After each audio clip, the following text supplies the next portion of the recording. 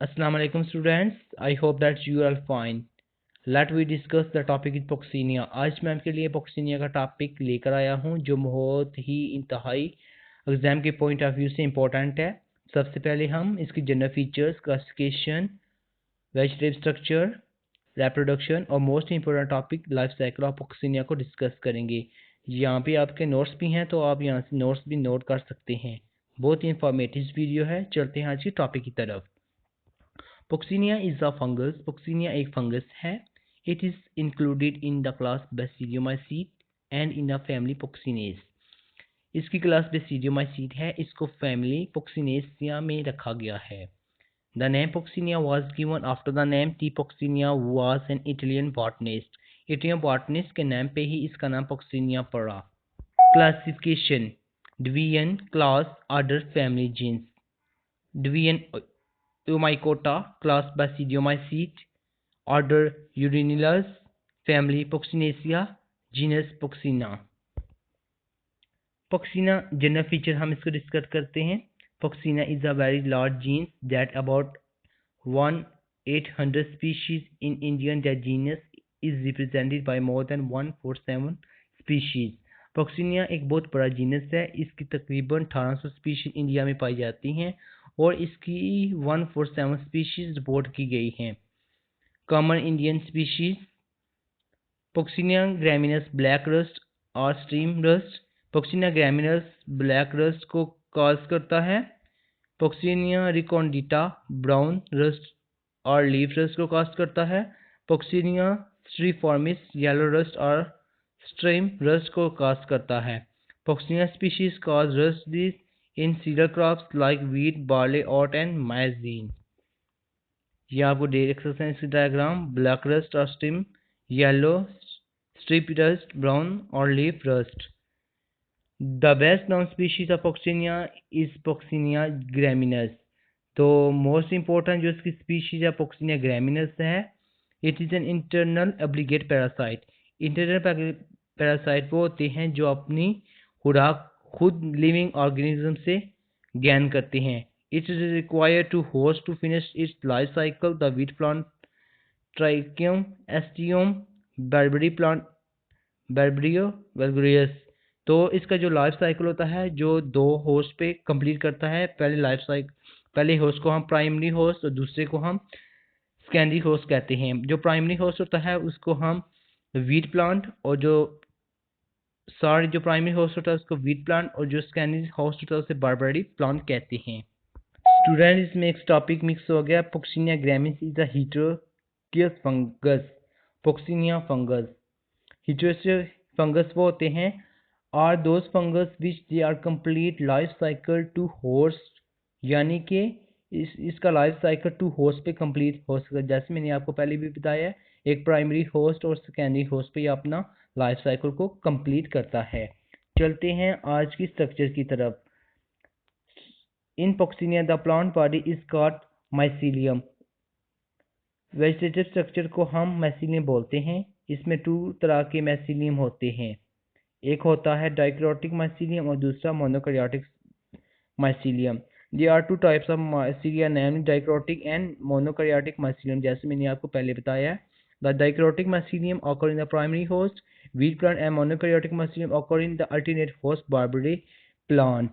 Dichrotic mycelium में 2 nucleus होते हैं, यानी कि इसमें 2 न्यूक्लियस प्रेजेंट होते हैं, जबकि मोनोkaryotic में एक न्यूक्लियस प्रेजेंट होता है. जो डाइक्रोटिक माइसीलियम होता है वो प्राइमरी होस्ट मतलब वीट प्लांट में पाया जाता है और जो मोनोकैरियोटिक माइसीलियम अल्टरनेटिव होस्ट मतलब बारबेरी प्लांट में पाया जाता है. The mycelium contain tubular filaments called hyphae. तो ये कॉल्ड हाइफी बोलते हैं. जो माइसीलियम ट्यूबुलर स्ट्रक्चर होते हैं इसको हम बोलते हैं हाइफी. तो मोनोकॉट एंड डाइक्रोटिक यहाँ पे देख सकते हैं. मोनोकैरियन एंड डाइकैरियन. मोनोकैरियन में देख सकते हैं आपको एक न्यूक्लियस प्रेजेंट है और डाइक्रॉन में मोनोकैरियन में 2 न्यूक्लियस प्रेजेंट है और डाइक्रॉन में एक न्यूक्लियस प्रेजेंट है. Plasmogamy, germinating tubules and clamp connections भी हैं इसमें. The hyphae are intercellular septa and branched. The mycelium takes nourishment from the host cell with the help of branch hostoria। जो इनके हाइफे होते हैं वो इंटरसेलुलर होते हैं, वो टू सेल्स के दरमियान में पाए जाते हैं। सेप्टा इसमें सेप्टा पाया जाएगा और ब्रांच टाइप होते हैं, मतलब इसके हाइफे ब्रांच टाइप होंगे और इनका माइसीलियम नरिशमेंट के थ्रू होस्टोरिया लेता है। E cell of dikaryotic mycelium has a dicron binucleus and the monokaryotic mycelium has a single nucleus। जैसे मैंने आपको पहले बताया कि डाइक्रॉन में 2 न्यूक्लियस प्रेजेंट होते हैं, जबकि मोनोकार्योन माइसीलियम में सिंगल न्यूक्लियस पाया जाता है। तो the cell consist of cell wall, plasma membrane, protoplasm. The cell wall is made up of fungal cellulose and chitin. तो इसकी जो ब्रांच होती है वो आउटर सेल वॉल की वो प्लाज्मा मेम्ब्रेन की बनी होती है और इसका सेंटर में प्रोटोप्लाज्म पाया जाता है। और सेल वॉल होती है वो फंगल सेलोस काइटिन की बनी होती है। जो साइटोप्लाज्म के सेल होते हैं वो वैक्यूलस ग्लाइकोजन बॉडीज और ऑयल ड्रॉप से मिलकर बने होते हैं। जैसे मैंने आपको पहले भी बताया कि the cell consist of cell wall, plasma membrane and protoplasm. The cell wall is made up of fungal cellulose chitin. The cytoplasm of cell contain vacuole, glycogen bodies and oil drops। The cytoplasm में पाए जाते हैं vacuoles glycogen bodies and oil drop इसमें पाए जाते हैं। Student चलते हैं आज की इसकी रिप्रोडक्शन की तरफ। Puccinia is a fungal which causes rust disease in wheat, reproduced by sporulation and completes in life cycle in 2 horse। Puccinia is a fungus है, ये रस्ट डिजीज को काज करता है। जैसे किसी के पास जंग वगैरह लगा होता है तो इसको काज करता है, तो इसके 2 लाइफ साइकिल 2 horse पे कंप्लीट होते हैं। The life cycle Puccinia graminis is microcyclic because it produce several types of spores. जो इसका लाइफ साइकिल होता है ग्रामिनस का माइक्रोसाइक्लिक होता है, यानी इसका लाइफ साइकिल बहुत बड़ा होता है। जैसे ये 5 टाइप के किस्म के स्पोर्स को प्रोड्यूस करता है।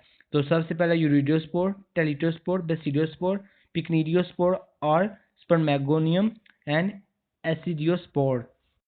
स्टूडेंट्स जो यूरिडियोस्पोर एंड टेल्यूटोस्पोर और जो बेसिडियोस्पोर होते हैं वो स्पोरोफाइटिक लाइफ प्रोड्यूस करते हैं और वो सोइल पे पाए जाते हैं, जबकि पिक्निडियोस्पोर एंड एसिडियोस्पोर वो प्लांट में पाए जाते हैं, वो पैरासाइटिक लाइफ प्रोड्यूस करते हैं, वो barberry प्लांट में पाए जाते हैं। तो आपको समझ आ गई होगी कि यूरिडियोस्पोर, टेल्यूटोस्पोर, बेसिडियोस्पोर वीट में पाए जाते हैं और सोइल में पाए जाते हैं। पिक्निडियोस्पोर एंड एक्सोस्पोर barberry प्लांट में पाए जाते हैं। तो चलते हैं आज हम इसकी यूरियो स्टेज की तरफ। This stage is found in the primary host. ये स्टेज प्राइमरी होस्ट में पाई जाती है। Urediospores are stacked unicellular rounded binuclear spore produced during early summer। यूरियोस्पोर सबसे पहले समर सीजन में प्रोड्यूस होते हैं। ये राउंड यूनिसेलुलर और इनमें 2 न्यूक्लियस होते हैं। The Urediospores are produced by the exidiospore which are produced on the alternating host। जो यूरियोस्पोर के फॉर्मेशन होता है वो एक्सिडियोस्पोर के थ्रू होता है और प्रोड्यूस करता है अल्टरनेटिव होस्ट पे। During early summer, exidiospore infected wheat plants and produced dikaryotic mycelium। Summer season में सबसे पहले एक्सिडियोस्पोर व्हीट प्लांट को इन्फेक्ट करता है और प्रोड्यूस करता है डाइक्रोटिक माइसीलियम। ये आप देख सकते हैं यूरियोस्पोर इसकी urediospore stalk basal cell intercellular hypha. ये देख सकते हैं इसमें 2 न्यूक्लियस प्रेजेंट होते हैं और इसकी आप डायग्राम को देख सकते हैं। The mycelium produces a number of reddish brown pustules or stripes on the upper surface of leaves। जो ये माइसीलियम होते हैं वो वीट के लीफ पर छोटे छोटे दानेदार रेडिश ब्राउन कलर के पोस्टुलस और स्ट्राइप्स बना लेते हैं। जो ये स्ट्राइक और पोस्टुलस होते हैं इनको हम यूरिड्रस बोलते हैं, जिससे में बहुत सारे यूरिडियोस्पोर होते हैं। इस पोस्टुलस इस कार urediospores consist of number of urediospore, जैसे मैंने आपको पहले बता दिया है। The epidermis of host plant bursts and Urediospores are liberated out carried by wind attack fresh wheat plant। जो एपिडर्म होती है व्हीट प्लांट की वो बर्स्ट की काट जाती है, यानी कि फट जाती है यूरियोस्पोर की, यानी कि विंड के जरिए बाहर आ जाती हैं। जो व्हीट प्लांट हेल्दी होते हैं वो दोबारा इसी के साथ अटैच हो जाते हैं। The Urediospore enters through stomata and produce dichrotic mycelium which produce Urediospore within 6-10 days, so are called repeating spores. जो यूरिडियोस्पोर होते हैं वो वीट प्लांट के अंदर जाते हैं स्टोमेटा के थ्रू और प्रोड्यूस करते हैं डाइक्रोटिक माइसीलियम, और ये डाइक्रोटिक माइसीलियम दोबारा 10 से 12 दिन के अंदर यूरिडियोस्पोर का फॉर्मेशन करते हैं, बार बार रिपीटिंग करके इसको फिर रिपीटिंग कहते हैं, इसलिए इसको रिपीटिंग स्पोर्स बोला जाता है। स्टूडेंट्स, हाँ अब हम डिस्कस करते हैं teleutospore. This stage is found in wheat plant. ये स्टेज भी वीट प्लांट के अंदर पाई जाती है। During late summer the dikaryotic mycelium of Puccinia which give rise to urediospore now give rise to teleutospore. जो पुक्सिनिया के अंदर यूरिडियोस्पोर माइसीलियम था, जैसे जैसे गर्मी का लास्ट सीजन आता है वो कन्वर्ट हो जाता है टेलिटोस्पोर में, क्योंकि जो टेलिटोस्पोर जो जनरली विंटर के सीजन में बनते हैं। In the beginning of winter, they are produced enormously, so they are called winter spore. Winter season start होने से ही टेलिटोस्पोर बड़ी तेजी के साथ बनने लगते हैं, इसीलिए हम इनको विंटर स्पोर कहते हैं। The teleutospores are produced in teleutospore. जैसे यूरिडियोस्पोर यूरिडियोस के अंदर प्रोड्यूस होता है, इसी तरह टेलिटोस्पोर टेलिटोस्पोर्स के अंदर पाया जाता है। They produce black streak in leaves, sheaths and stems. जो टेलिटोस्पोर होते हैं वो लीफ और स्टीम यानी के तने के ऊपर आस्ता आस्ता ब्लैक स्ट्राइक प्रोड्यूस करते हैं। Teleutospore are composed of 2 cell, bicelled stalk and binucleate. Teleutospore के दो सेल, बाइसेल्ड और 2 न्यूक्लियस होते हैं। The teleutospores are liberated out by the breaking of epidermis and they do not attack the wheat plants. Teleutospores भी epidermis of break out करके बाहर निकल आते हैं और ये wheat plant पे अटैक नहीं करते। इसमें ये जो 2 न्यूक्लियस होते हैं ये आपस में फ्यूज करके डिप्लॉयड न्यूक्लियस बनाते हैं, और ये टेलिटोस्पोर वो डॉर्मेंट स्टेज के अंदर पर कर सोइल में जब के स्प्रिंग के सीजन में आ जाएंगे तो पूरा रहते हैं, वहाँ पूरी तरह पाए जाते हैं। जैसे आप देख सकते हैं यहाँ पे the teleutospore are liberated out by the breaking of epidermis, they do not attack wheat plant, ये व्हीट प्लांट पे अटैक नहीं करते। Then 2 nucleus in the cell of teleutospore, ये न्यूक्लियस के टेलिटोस्पोर में 2 न्यूक्लियस होते हैं, तो फ्यूज करते हैं डिप्लॉयड न्यूक्लियस के लिए। They remain dormant in the soil the beginning of spring season के दरमियान ये डॉर्मेंट सॉइल में नहीं पाए जाते। स्टूडेंट्स, हम डिस्कस करते हैं बेसिडियोस्पोर में। The stage is found on the alternative host. ये जो बेसिडियोस्पोर वो भी अल्टरनेटिव होस्ट मतलब बारबेरी प्लांट में पाए जाते हैं। In spring, the teleutospore produce one germ tube from each cell. The germ tube is known as promycelium and epibasidium. Spring season आते ही जो टेलिटोस्पोर होते हैं उनसे जर्म ट्यूब निकलने लगते हैं, तो इस जर्म ट्यूब को प्रोमाइसिलियम और एपिब्लेसिडियम कहते हैं। The diploid nucleus in a cell of teleutospore move into the promycelium, dividing mitotically to produce 4 haploid nucleus, 2 are of positive strand and 2 are negative strand। जो टेलिटोस्पोर में डिप्लॉयड न्यूक्लियस मूव करता है promycelium की तरफ और माइटोटिक मियोसिस के through 4 nucleus बनते हैं जो हैप्लॉइड होते हैं और 2 पॉजिटिव कैरेक्टर और 2 नेगेटिव कैरेक्टर शो करते हैं। जो आप इसकी देख सकते हैं बेसिडियम स्पोर की पॉजिटिव एंड नेगेटिव कैरेक्टर जिस शो कर रहे हैं। The promycelium become 4 celled, each cell contain S haploid nucleus। तो जो प्रोमाइसिलियम में 4 हैप्लॉइड सेल स्ट्रक्चर बनते हैं कि वो हैप्लॉइड न्यूक्लियस के बने होते हैं। For each of promycelium arises stigma at a tip of stigma as basidio is formed। Each cell of the teleutospore produce 4 basidiospores, 2 are positive and negative strands। The basidiospores are uninucleate and unicellular, can germ only on the leaf of alternative host। Basidiospores are unicellular or uninucleate, 1 nucleus। ये germinate करके alternative host पे on leaf of barberry plant पे पाए जाते हैं। तो हम अब डिस्कस करते हैं पिक्निडियोस्पोर को। This stage is found on the barberry plant. ये स्टेज जो बारबेरी प्लांट पे पाया जाता है। The basidiopores germinate on the leaf of barberry plant and produce monokaryotic mycelium below the upper epidermis of leaf. Basidiospore barberry के leaf के पे germinate करता है और मोनोकार्योटिक माइसीलियम बनाते हैं, और मोनोकार्योटिक माइसीलियम हमेशा लीफ के ऊपर रीजन में जर्मिनेट करते हैं।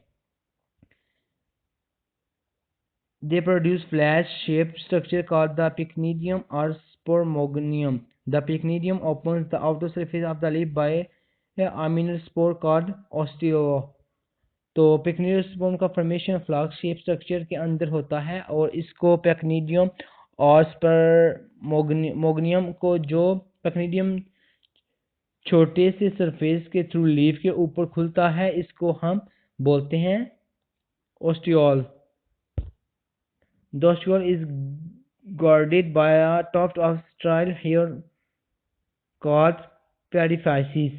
पेक्निडियोस्पोर्स में होते हैं, चैन लाइब्रेट होते हैं, विंड के थ्रू एक जगह से दूसरी जगह जाते हैं, मतलब ऑपोजिट जाते हैं। पॉजिटिव वाले नेगेटिव और नेगेटिव वाले पॉजिटिव की तरफ जाते हैं, इंसेक्ट्स की तरह।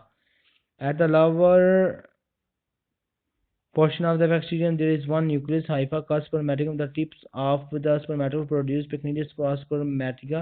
The pycnidiospores are of positive plus negative strand. The pycnidium arise long hyphae called the repeating hypha or flexible hypha. The flexible hypha and pycnidiospore of a pycnidium belong to one strand because they are formed by the germination of single basidiospore. The pycnidiospore or spermatia are liberated and dispersed by wind. The pycnidiospore of one strand is transferred or flexible hypha of the opposite strand by insects. जैसे मैंने आपको पहले बता दिया कि जो positive वाले होते हैं वो नेगेटिव की तरफ जाते हैं, और जो नेगेटिव वाले होते हैं वो पॉजिटिव जाते हैं इंसेक्ट्स की तरफ।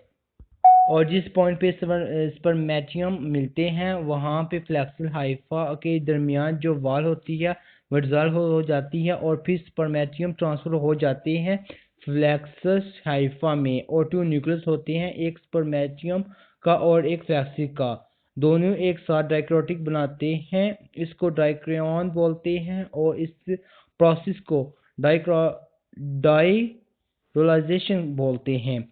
At the point of contact spermatium with the flexus hypha, the wall are dissolved, then it is transferred from spermatium to flexible hypha.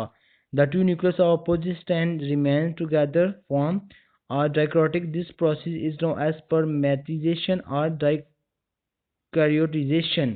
तो मैंने आपको पहले भी बता दिया है।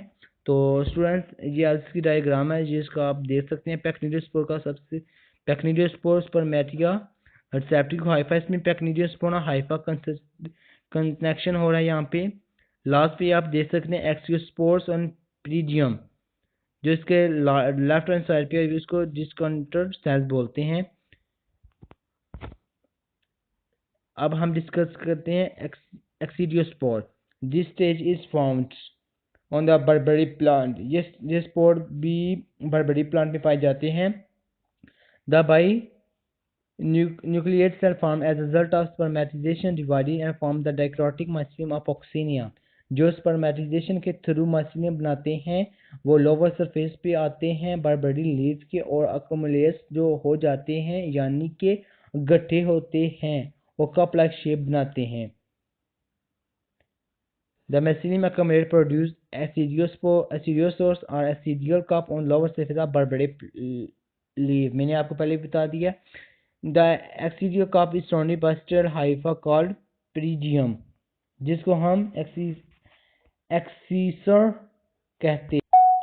एक्सीडियल के 5 साइज स्टेराइल हाइफा पाई जाती हैं। मेरा कहने का मतलब है कि एक्सीडियल के 5 तरफ स्टेराइल हाइफा पाई जाती हैं, इसको हम pyridium बोलते, इसलिए तब हम इसको pyridium बोलते हैं। From the middle of the cup, the dichrotic mycelium forms a number of erect hypha called sporophore. Each sporophore produces a number of binucleospores called the exidiospore in chain. In between the exidiospores, small sterile intercalary cells are present, called cell disjunctor cell, जैसा मैंने आपको पहले diagram में बता दिया है। The aecidiospore are liberated out by the breaking of the epidermis of the horse plant. The exidiospores germinate on wheat plant, produce dichrotic mycelium. This mycelium again produces uredio in wheat plant within 10 to 12 days. तो इसमें एक्सीडियोस्पोर Lybrate होते हैं breaking of epidermis, जब epidermis फट जाती है तो इसके बाद ये ब्रेकिंग करते हैं होस्ट प्लांट पे। द एक्सीडियोस में जर्मिनेट करता है व्हीट प्लांट पे और पाया जाता है डाइक्रोटिक मैसिलियम में। दिस मैसिलियम दोबारा प्रोड्यूस करता है यूरिडियोस्पोर और व्हीट प्लांट का दोबारा जर्मिनेट करता है 10 से 12 दिनों के बाद। तो ये इसकी डायग्राम है पैक्निडियोस्पोर। जैसे मैंने आपको बोला था कि जिस जंक्चर सेल, जिसमें ये देख सकते हैं ये डिस्टिंग्विश सेल है, तो पेडियम एक्सिनियोस्पोर इसमें पाया जाता है। हाइफा कनेक्शन भी होता है इसमें। तो रिसेप्टिव हाइफा, पैक्निनियम, पैक्निनियोस्पोर एंड स्पर्मेटिया। तो जिसमें पहले देखें स्पर्मेटा है जो रिसेप्टिव हाइफा है। बी वाला आप देख सकते हैं, सी वाला भी आप देख सकते हैं। तो स्टूडेंट्स ये आज का हमारा ये टॉपिक था। तो ये मोस्ट इंपॉर्टेंट है कि लाइफ हिस्ट्री ऑफ पुक्सिनिया ग्रामी show polymorphism is show different stage in the life cycle, namely दो लाइफ हिस्ट्री ऑफ पुक्सिनिया ग्रामी की शो करती है पॉलीमॉर्फिज्म, ये डिफरेंट स्टेजेस शो करती है। Parasitic life on wheat plant produce uredio and teleutospore. जो पैरासिटिक लाइफ होती है ना, पैरासिटिक एंड सप्रोफाइटिक में आपको डिफरेंस में बता दूं। पैरासिटिक वो होते हैं जो लिविंग थिंग्स से अपनी ये खुराक यानी कि दूसरे अपनी खुराक हासिल करते हैं, यानी कि लिविंग थिंग्स से अपनी खुराक खुद हासिल करते हैं। जो स्पोरोफाइटिक होते हैं वो अपनी खुराक नॉन लिविंग से हासिल करते हैं। ये इसमें मेन डिफरेंस है। Sporophytic life in soil producing basidiospore. जो स्पोरोफाइटिक लाइफ होती है सोल की पाई जाती है बेसिडियोस्पोर में। पैरासिटिक और बारबेरी प्लांट प्रोड्यूस करता है पैक्निडियोस्पोर एंड एसिडियोस्पोर। तो स्टूडेंट्स आज का जो हमारा टॉपिक था, जो मोस्ट इम्पोर्टेंट टॉपिक है, अगर आपको कोई भी किसी किस्म की कंफ्यूजन हो तो आप मुझसे कमेंट सेक्शन में पूछ सकते हैं। तो ओके, बाय बाय।